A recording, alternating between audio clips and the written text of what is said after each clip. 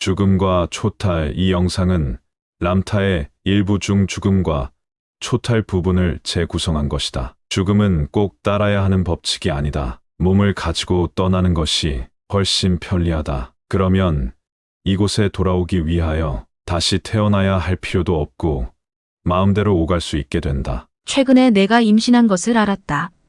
그래서 묻고 싶은 것이 있는데 무엇보다도 먼저 왜 이 아이는 나에게 오기로 하였는가?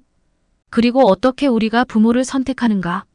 표현하는 데 필요한 육신을 얻으려 할 때 그 부모를 어떻게 선택하는가?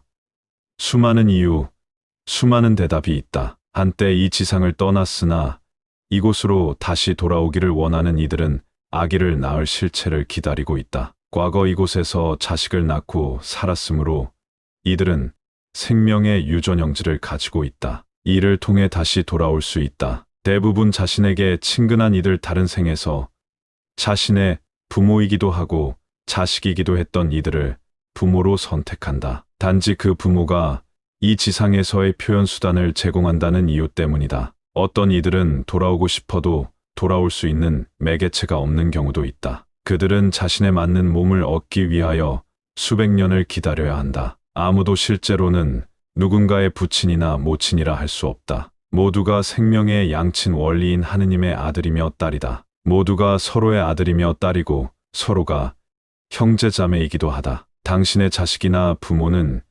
형제자매이며 하느님 마음에 동등한 일부이다. 각 실체는 출중한 미모나 부를 얻거나 가난한 사람이 되려고 오는 것은 아니라는 것을 이곳으로 오기 전에 알고 있다. 그들은 이곳에 살고 싶어서 오는 것이고 이 수준에서 감성적인 배움의 일을 할 수 있으리라 생각하기 때문에 오는 것이다. 자신의 존재 안에 감성적 이해를 완성하기 위한 것이고 이것이 삶의 진정한 보배이기 때문이다. 이곳이든 다른 세상이든 아니면 다른 차원이든 그 보배는 당신에게 영원히 남게 되는 것이다. 당신을 선택한 실체는 당신의 증조부였던 이다. 그는 1세기 후에 자신의 혈통을 통해서 돌아오는 것이다. 자식을 가지고자 하는 당신의 욕구가 그를 돌아올 수 있도록 만들어준다. 이제 돌아올 수 있는 매개체를 가지게 된 것이다. 그 실체는 당신이 연글게 해줄 열매를 위하여 대기하고 있다. 여기 청중 가운데에도 그들의 빛의 장에 실체들이 주위를 둘러싸고 있는 이들이 많다. 그 실체들은 줄을 서서 수정이 이루어지기를 기다리고 있다. 그 아이는 사내라고 생각해도 되는가? 그가 내 증조부라면? 그렇다. 그래도 좋은가? 그렇다. 매우 좋다. 나에게 또 다른 질문이 있다. 우리는 모두 이곳에 오기 위하여 출생이라는 방법을 이용해야만 하는가? 그 질문에 대답하기 위하여 먼저 이 지상은 3차원 인지가 가능한 곳이라는 것을 이해해 주기 바란다. 이 지상은 물질이라는 3차원 형상으로만 생각이 보이게 된다. 이 지상은 물질의 밀도이다. 생각이 빛이라는 진동률로 확장하고 나서 진동률을 줄여 전기 단위가 되고 전기 단위에서부터 더 거친 물질이 되고 이 거친 물질에서 이 지상의 고형체가 생겨났다. 그러므로 이 지상의 물질은 진동률을 낮추어 가장 조밀한 형태를 가지게 된 빛이다. 여기에 있는 것들이 모두 같은 밀도를 가지기 위해서는 모두 같은 진동률로 진동을 해야만 한다. 그래서 당신의 몸도 앉아있는 의자와 같은 진동률로 진동하고 있다. 신체의 감각이 빛의 가장 낮은 진동률인 물질을 인지할 수 있도록 고안되었기 때문에 이 물질 수준이 당신에게 실제한다. 당신은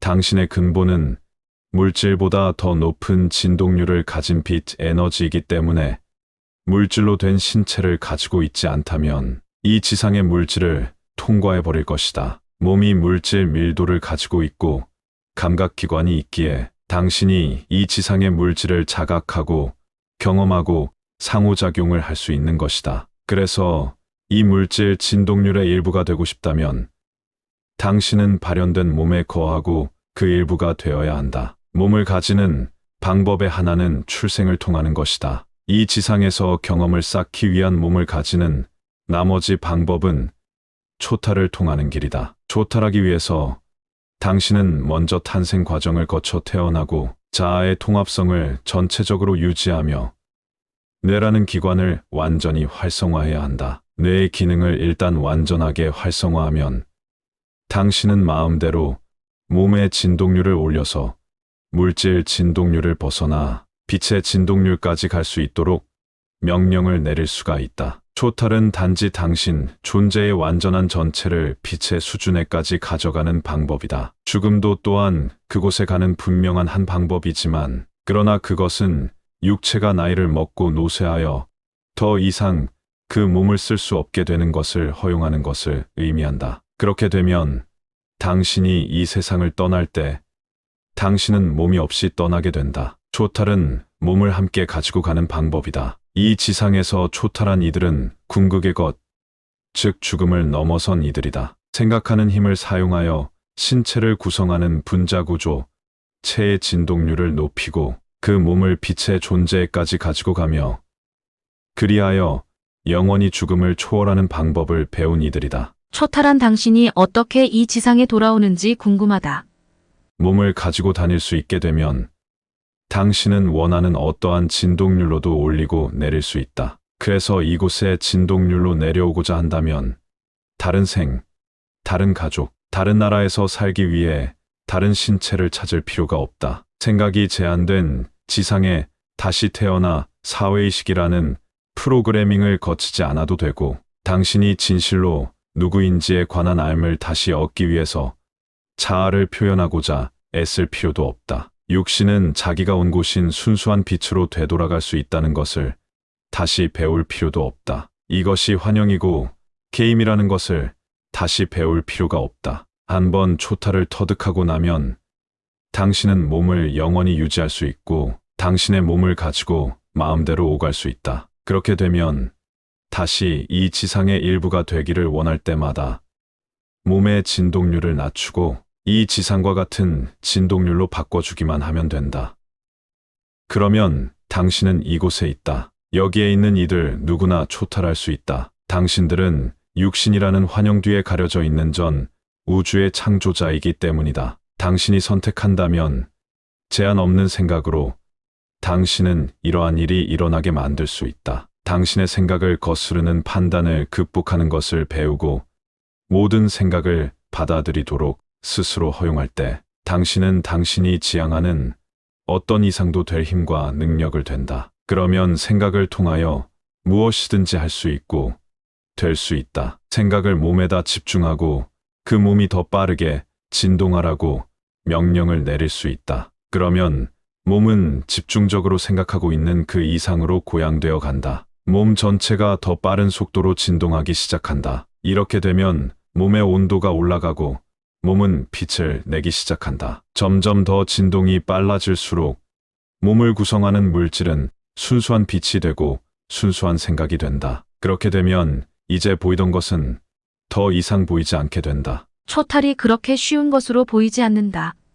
사람들이 초탈했다는 얘기를 별로 들어보지 못했기 때문이다. 그 반대로 초탈은 지극히 쉬운 것이다. 사실상 죽는 것보다 더 쉽다. 어려운 것은 자기의 생각을 거스르는 판단을 극복하는 것이다. 정말 어려운 것은 자신이 그 일을 하는 인내를 가질 수 있도록 시간의 환영을 극복하는 것이다. 그러나 한 번만 성공한다면 초탈은 이제 생각 하나로 가능하게 된다. 그러면 항상 자신의 몸을 유지한 채로 원하는 시간에 원하는 곳에 여행을 할 수 있게 된다. 당신은 죽음이라는 것을 전혀 경험해보지 않았는가? 전혀 그것을 초월했는데 어떻게 그럴 수 있겠는가? 알다시피 죽음이라는 것은 커다란 환영이다. 죽음은 이 세상이 받아들인 현실일 뿐이다. 모두가 그래야만 된다고 생각하는 것이다. 받아들여졌기 때문에 현실이 된 것이다. 실체, 즉 유일한 현실은 생명뿐이다. 그 이외의 모든 것은 환영일 따름이다. 환영은 생각이고 환영은 게임이며 이것이 현실이 된다. 죽음은 이 왕국에서 꼭 필요한 것이 아니다. 당신이 그 몸을 가지고 다니기가 훨씬 쉽다. 그렇게 되면 당신은 다시 자궁을 빠져나오는 일을 경험하고 또 불행하게도 당신의 기억이 차단된 의식 속에 놓이는 일도 없게 될 것이다. 그러면 우리는 꼭 죽을 필요는 없다는 것인가? 죽어야만 할 사람은 없다. 자신이 죽는다고 믿을 때만 죽게 된다. 아무튼 몸은 꼭 죽어야만 하는 것이 아니다. 이 몸을 설계한 신들은 그토록 짧은 순간 동안만 살도록 설계하지 않았다. 그들은 이 몸을 기관에 의존해서가 아니라 내분비샘에 의존하여 존속하게 만들었다. 내분비샘에서 나오는 호르몬에 의하여 몸은 수십만 년을 존속할 수 있고 결코 늙지 않고 살 수 있다. 이것이 세포 구조에 프로그램된 내용이다. 지구의 역사에서 그리 오래되지 않은 이전에도 이 지구상의 실체들은 수천 살이 되도록 살았다. 죽음은 몸이 종말을 맞이하는 것일 뿐이지 개성을 가진 자아가 종말을 맞이하는 것은 아니다. 그리고 몸의 생명력이 소진되고 몸의 죽음이라는 것이 일어나도록 하는 것은 개성을 가진 자아의 태도이다. 당신의 몸은 시키는 대로 반응한다. 심장 근처에 있는 영혼은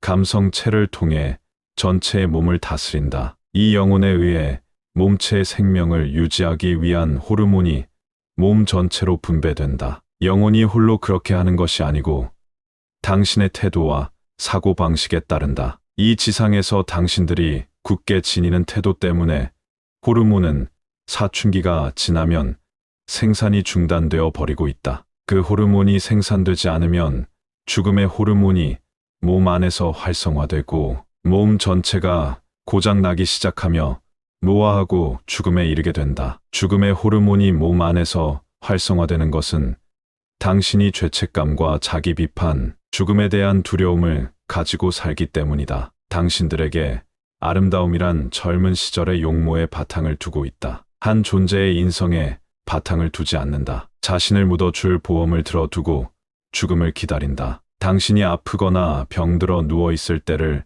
대비하여 재산을 지키기 위하여 가능한 여러 가지 일을 행하고 있다. 당신이 전적으로 기대하기 때문이다. 몸은 단지 하인이자 축적된 생각의 도구일 뿐이다. 장엄한 창조물이며 존재하는 것 중에 가장 섬세한 도구이기도 하다. 그러나 몸은 그 자체로 마음을 가질 수 있도록 창조되지는 않았다. 하인의 역할을 위해서 특별히 창조되었고 당신이 허용하기만 하면 언제까지나 존속할 수 있게 되어 있다. 당신이 몸이 시들고 죽게 될 것이라고 기대하면서 노화라는 생각을 받아들이거나 사랑과 행복, 기쁨을 스스로 부정한다면 몸은 점점 쇠퇴하여 죽음이라는 와해 과정을 겪게 된다. 당신이 선택하기만 하면 바로 이 순간 당신은 시간을 완전히 멈추고 지금을 영원히 살아갈 수 있다. 시간은 환영이 아니던가?